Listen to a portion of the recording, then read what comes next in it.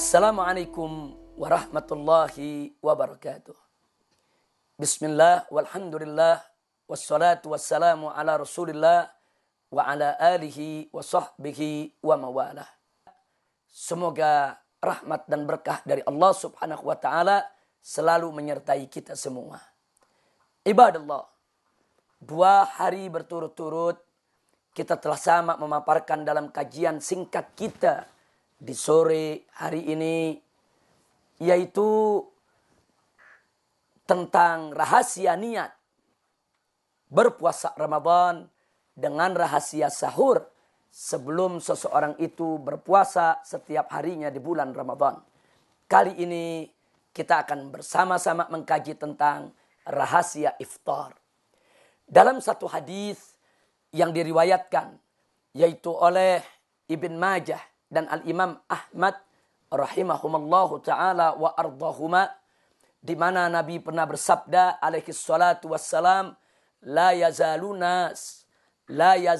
nas bi khairin ma'ajjalul iftar, yang artinya bahwa umat manusia, yaitu umat Islam yang dimaksud di sini, akan tetap selalu berada dalam kebaikan selama mereka menyegerakan berbuka puasa.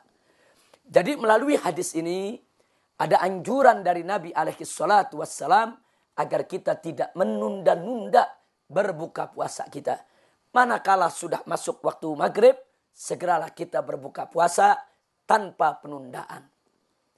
Nah, berkenaan dengan ini, marilah sama-sama di hari yang berbahagia ini, di bulan yang penuh keberkahan ini, sama-sama kita melihat, sama-sama kita sejenak mengkaji tentang bagaimana cara iftar Nabi kita tercinta Sayyiduna Muhammad sallallahu alaihi wasallam.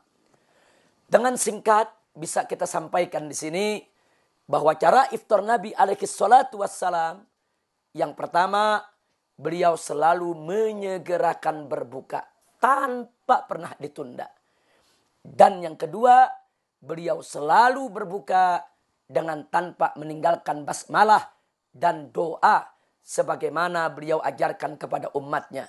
Bismillahirrahmanirrahim. Allahumma laka sumtu wa bika amantu wa ala rizkika aftartu. Luar biasa. Nabi selalu membaca doa tersebut ketika beliau berbuka puasa, dan doa itulah yang diajarkan kepada segenap umatnya. Itu yang kedua.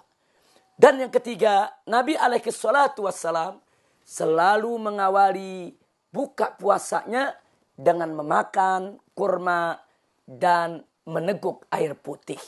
Ini menarik. Ini menarik. Bahwa yang ketiga, Nabi tidak pernah meninggalkan. Setiap berbuka selalu dengan kurma dan selalu dengan air putih. Dan yang keempat, setelah Nabi memakan kurmanya dan meminum air putihnya, beliau langsung melaksanakan sholat maghrib berikut dengan zikirnya. Baru setelah usai beliau melaksanakan sholat maghrib dan zikirnya, barulah beliau makan makanan yang berat. Seperti makan roti yang terbuat dari gandum, seperti makan daging, dan lain sebagainya. Nah, inilah cara daripada iftar Nabi kita Muhammad sallallahu alaihi wasallam. Sekarang pertanyaannya, ada apa rahasia di balik iftarnya Nabi alaihi salatu wassalam? Mari sama-sama kita lihat. Yang pertama, kenapa Nabi alaihi salatu wassalam menyegerakan berbuka? Ada apa dengan buka yang disegerakan tanpa ditunda? Tentu kita tahu bahwa setelah seharian penuh kita berpuasa, berarti seharian penuh itu lambung kita tidak bekerja. Lambung kita kosong. Tidak menerima makanan, tidak menerima minuman seharian. Sehingga begitu datang waktu berbuka, tidak layak lagi untuk kita memperpanjang, yaitu lambung yang kosong, memperpanjang lambung yang tidak bekerja, memperpanjang rasa lapar dan haus kita. Kenapa? Sebab itu berbahaya bagi kesehatan organ pencernaan. Jadi cukup sudah seharian berpuasa, langsung kita berbuka pada saat telah datangnya waktu maghrib. Kemudian yang kedua, kenapa di dalam berbuka puasa Nabi membaca basmalah dan membaca doa? Tentu sama kita maklumi, Yaitu tidak lain dan tidak bukan karena di dalam basmalah, di dalam doa ada keberkahan yang tersimpan dari Allah Subhanahu wa taala. Bukankah Nabi pernah menyatakan dalam satu hadis, kullu amrin dibalin lam yubda'u fihi bi bismillahirrahmanirrahim fahuwa aqta. Setiap urusan yang memiliki arti jika tidak dimulai dengan bismillahirrahmanirrahim, maka dia terputus daripada keberkahan.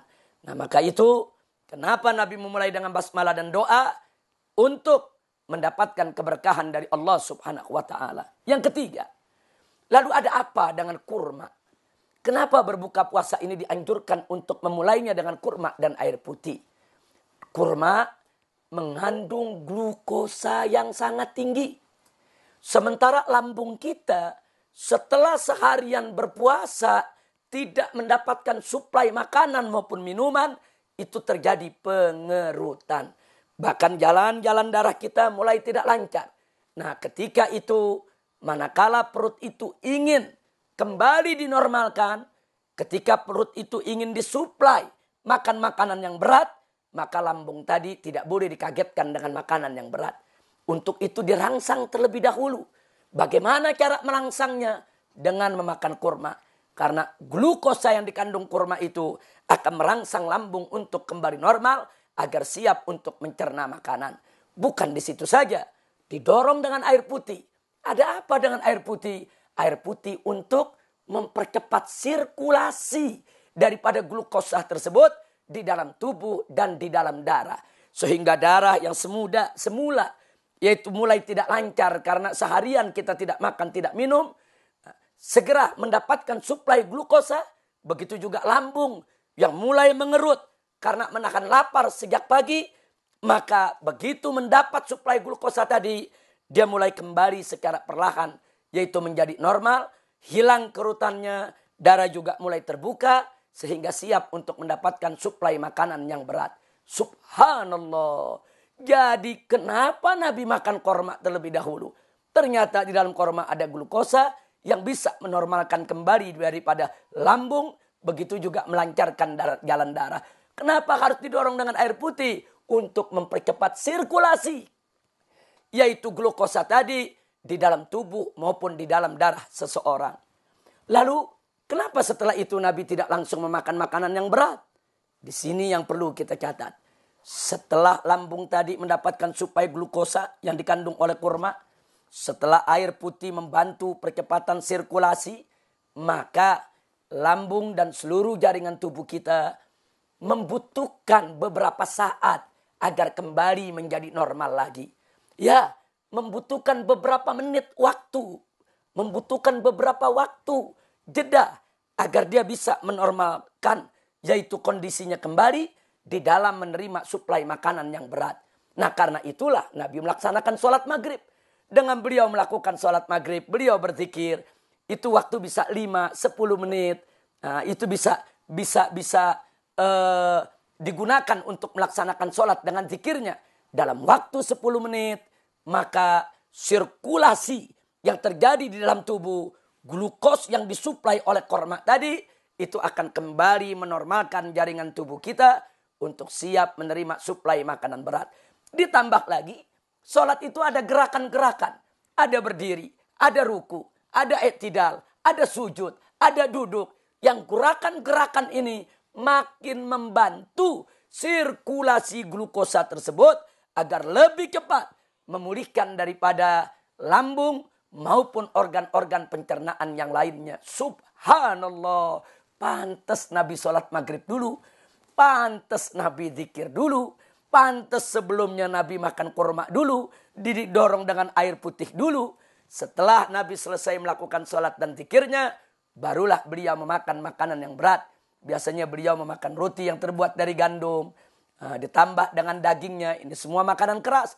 Seperti kita di Indonesia memakan nasi, kemudian dengan lauk pauknya. Ini semua makanan keras. Jangan langsung kita memakan makanan yang keras ketika kita berbuka puasa. Beri kesempatan kepada lambung untuk menyesuaikan diri. Beri kesempatan kepada organ pencernaan untuk mempersiapkan diri di dalam menerima daripada suplai makanan berat. Caranya, ikuti cara berbuka Nabi kita Muhammad SAW. 1. Segerakan berbuka. 2. Baca basmalah dan doa. 3. Jangan lupa makan korma dan minum air putihnya. 4. Setelah itu sholat maghrib dan zikirnya. 5. Barulah memakan makanan yang berat. Insya Allah kalau kita lakukan puasa dengan cara Nabi alaihi salatu wassalam, bukan hanya kita mendapatkan pahala, akan tetapi lebih daripada itu kita mendapatkan keberkahan dan kesehatan kita bisa terjaga. Amin ya rabbal alamin. Itulah yang bisa kita sampaikan pada kajian hari ini. Mudah-mudahan bermanfaat untuk kita semua. Mudah-mudahan ini bisa memotivasi kita agar kita mengikuti cara buka Nabi kita tercinta Sayyiduna Muhammad sallallahu alaihi wa alihi wa sahbihi wasallam. Terima kasih. Semoga Allah memberkahi kita semua. Hadani Allah wa iyyakum ila siratihil mustaqim. Wassalamualaikum warahmatullahi wabarakatuh.